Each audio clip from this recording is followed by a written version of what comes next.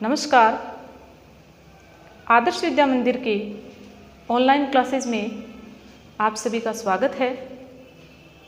आज हम कक्षा 12 के अनिवार्य हिंदी के प्रकरण तुलसीदास के बारे में पढ़ेंगे। तुलसीदास के द्वारा रचित दोहों का अर्थ देखने से पहले हम तुलसीदास जी के जीवन परिचय के बारे में संक्षिप्त परिचय देखेंगे, संक्षिप्त वर्णन देखेंगे। तुलसीदास का जन्म 1532 ईस्वी में उत्तर प्रदेश के बांदा जिले के राजापुर तहसील में हुआ था। यानी तुलसीदास का जन्म 1532 ईस्वी में उत्तर प्रदेश के बांदा जिले की राजापुर तहसील में हुआ था और उनकी मृत्यु 1623 ईस्वी में हुई थी।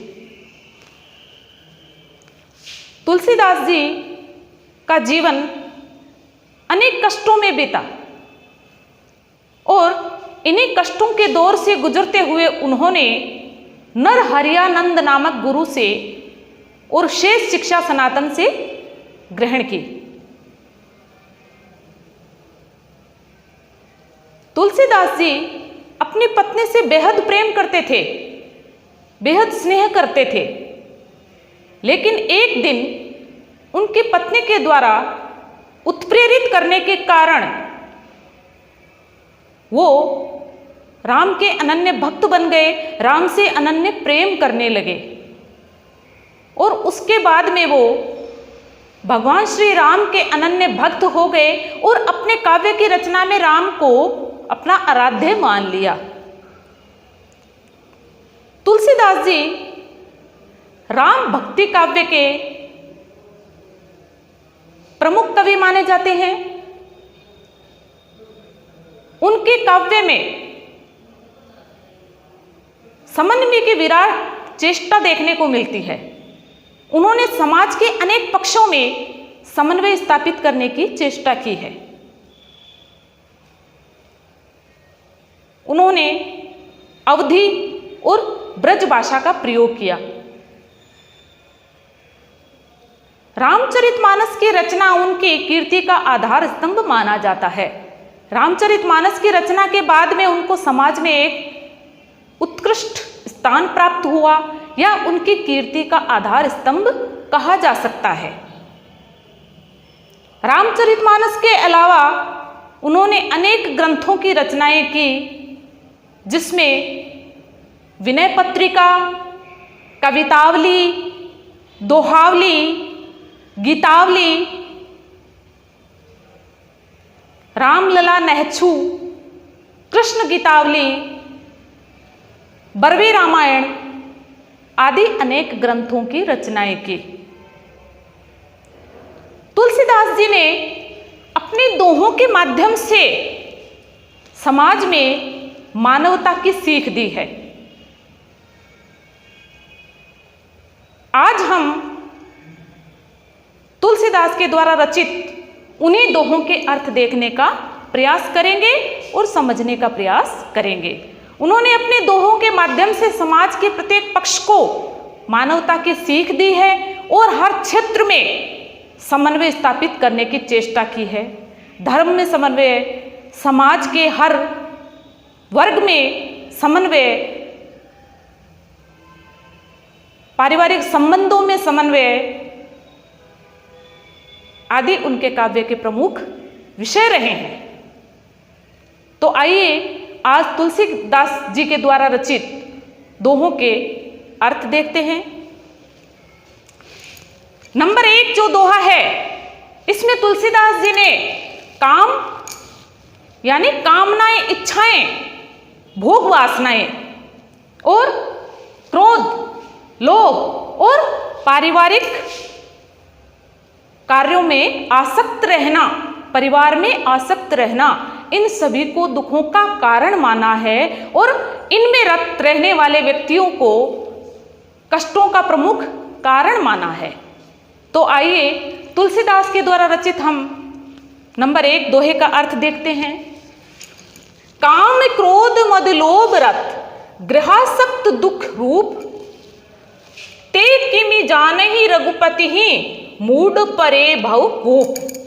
तुलसीदास जी कहते हैं कि काम यानी कामनाएं या इच्छाएं या भोग वासनाएं, क्रोध यानी गुस्सा या क्रोध, मद यानी अहंकार या घमंड, लोभ यानी लालच और रत यानी लगे रहना, गृहासक्त घरेलू कार्यों में, घर के वातावरण में और घर की क्रियाओं में आसक्त रहना दुख रूप इन सभी में दुखों का कारण है।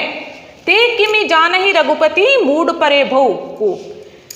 तो तुलसीदास जी कहते हैं कि काम वासनाओं में रक्त व्यक्ति, क्रोधित व्यक्ति और मद यानी अहंकार या घमंड से परिपूर्ण व्यक्ति और लालची व्यक्ति और घरेलू कार्यों में, घर की क्रियाओं में आसक्त व्यक्ति जो है, ये सभी उनके दुख का कारण है व्यक्ति के। क्योंकि ते किमि जानहि रघुपति ही, ऐसा मूर्ख व्यक्ति इस भवकूप यानी सांसारिक कुएं में, ऐसा व्यक्ति जो काम, क्रोध, मद, लोभ आदि में और गृह कार्यों में आसक्त व्यक्ति जो है कभी सुखी नहीं हो सकता। और उसकी स्थिति जो है, उस मूर्ख की स्थिति सांसारिक कुएं में गिरे हुए उस मूर्ख के समान है, क्योंकि वो कभी भी भगवान का महत्व, भगवान श्री राम रघुपति ही भगवान श्री राम की श्रेष्ठता को नहीं समझ सकता, भगवान श्री राम की शक्ति को नहीं समझ सकता, उसमें कभी आसक्त नहीं हो सकता। जो व्यक्ति इन कार्यों में आसक्त रहता है वो जीवन में कभी सुखी नहीं रह सकता, क्योंकि ऐसा व्यक्ति काम, क्रोध, मद, लोभ और घरेलू कार्यों में ही आसक्त रहता है। उसको भगवान की शक्ति समझने का, भगवान की महिमा समझने का समय नहीं मिलता। इस कारण ऐसे व्यक्ति की स्थिति तो सांसारिक कुएं में पड़े उस मूर्ख के समान है, जो भगवान की महिमा को कभी भी नहीं जान पाता। नंबर दो दोहा है, इस दोहे के माध्यम से तुलसीदास जी ने इंद्रियों को, विधाता के द्वारा दी गई जो इंद्रियां हैं, आंख, कान, नाक, मुंह है आदि का उपयोग हमेशा परमार्थ यानी उत्कृष्ट लक्ष्यों में, अच्छे कार्यों में, ईश्वर की भक्ति में आदि कार्यों में लगाने की प्रेरणा दे रहा है।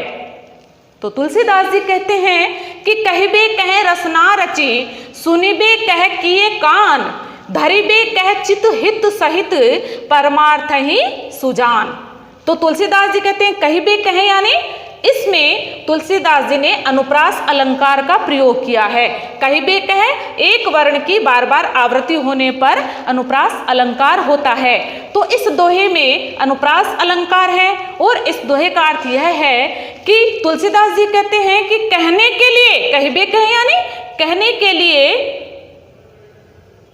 रचना यानी जीभ या वाणी की रचना की गई है, कि विधाता ने बोलने के लिए या कहने के लिए रचना यानी जीभ या वाणी की रचना की है। और सुनिबे कह किए कान, और सुनने के लिए विधाता ने कान बनाए हैं। धरिबे कह चित हित सहित, और धारण करने के लिए, अच्छे लक्ष्यों को, अच्छी बातों को धारण करने के लिए चित्त या हृदय, चित्त या मन को बनाया है। और चित्त हित सहित परमार्थ ही सुजान, अच्छे कार्यों को धारण करने के लिए चित्त बनाया है। लेकिन तुलसीदास जी कहते हैं कि इन इंद्रियों का प्रयोग हमेशा परमार्थ ही सुजान, उत्कृष्ट लक्ष्यों की प्राप्ति और ईश्वर को प्राप्त करने के लिए और दूसरे लोगों का भला करने में ही प्रयोग करना चाहिए। सांसारिक माया मोह में, सांसारिक भोग वासनाओं में इन इंद्रियों का प्रयोग करके इन इंद्रियों को हमें इन इंद्रियों का दुरुपयोग नहीं करना चाहिए, बल्कि इन इंद्रियों को विधाता ने जो कहने के लिए जीभ और कहने के लिए जीभ या वाणी या सुनने के लिए कान और अच्छी बातों को धारण करने के लिए चित्त जो बनाया है, उन इंद्रियों का प्रयोग हमें अच्छे कार्यों के लिए, दूसरों का भला करने के लिए, ईश्वर को प्राप्त करने के लिए और उत्कृष्ट लक्ष्यों की प्राप्ति में ही करना चाहिए। इन इंद्रियों का प्रयोग बुरे कार्यों में करके इन इंद्रियों का हमें दुरुपयोग नहीं करना चाहिए, बल्कि उत्कृष्ट कार्यों में इन इंद्रियों का प्रयोग करके हमें हमेशा इन इंद्रियों का सदुपयोग करना चाहिए।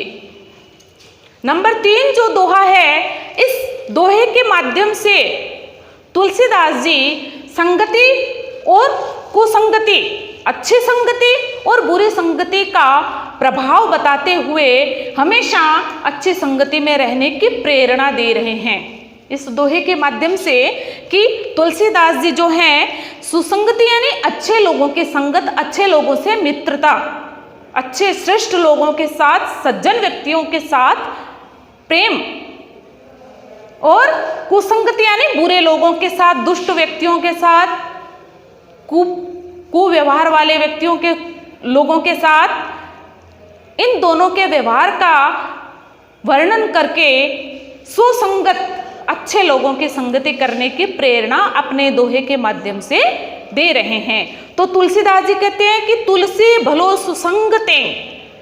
इस दोहे में कबीर ने तुलसीदास जी ने इस दोहे में उदाहरण अलंकार का प्रयोग किया है।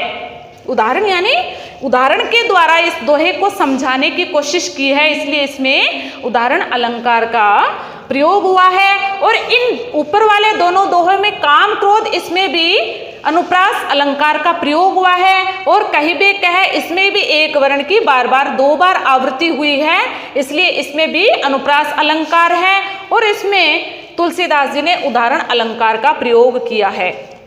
तुलसी भलो सुसंगते, पोच कुसंगति सोए, नाऊ किन्नरी तीर असी, लोह बिलो कहूं लोए। तुलसीदास जी कहते हैं कि सुसंगति से, अच्छे लोगों के संगत से व्यक्ति अच्छा बन जाता है। अच्छे लोगों की संगति से व्यक्ति का जीवन जो है सर्वश्रेष्ठ बन जाता है, अच्छा बन जाता है, अच्छे सुधार आते हैं जीवन में। और पोच यानी बुरा, पोच यानी बुरा, कुसंगति सोए, और बुरे लोगों की संगति से में रहने से व्यक्ति बुरा बन जाता है। पोच यानी बुरा, कि अच्छे लोगों की संगति से भला यानी अच्छा, व्यक्ति अच्छा बन जाता है, व्यक्ति का जीवन अच्छा हो जाता है। और बुरे लोगों की या कुसंगति में रहने से व्यक्ति का जीवन बुरा हो जाता है। किस प्रकार, इसको तुलसीदास जी ने एक उदाहरण देकर समझाया है कि किस प्रकार लोहे के द्वारा ही नाव बनती है और लोहे के द्वारा ही किन्नरी, कि किस प्रकार जो लोहा है उसकी संगति का उस पर क्या प्रभाव होता है। कि लोहे के द्वारा ही नाव बनती है, लोहे के द्वारा किन्नरी यानी एक वीणा, बजाने वाली वीणा, लोहे के द्वारा ही नाव बनती है, लोहे के द्वारा ही वीणा बनती है। लेकिन जब लोहे के द्वारा नाव और वीणा बनती है तो वो लोहा प्रशंसनीय रूप धारण कर लेता है, कि नाव जो है उसकी भी प्रशंसा होती है, और वीणा जो है वो भी एक संगीत का वाद्य यंत्र है, उसकी भी प्रशंसा होती है। लेकिन उसी लोहे से जब तीर यानी बाण बन जाता है, और उसी लोहे से जब असी यानी तलवार, उसी लोहे से जब तलवार बनती है तो उसकी स्थिति लोहे की अप्रशंसनीय स्थिति हो जाती है। कि जो लोहा है उसी से तो नाव बनती है और उसी से वीणा बनती है। लेकिन जब नाव और वीणा लोहे से बनती है तो लोहे की वो प्रशंसनीय स्थिति हो जाती है, क्योंकि उसकी संगत अच्छी है। और जब इस लोहे से तीर यानी बाण और असी यानी तलवार बनती है तो उसकी स्थिति अप्रशंसनीय हो जाती है। धन्यवाद।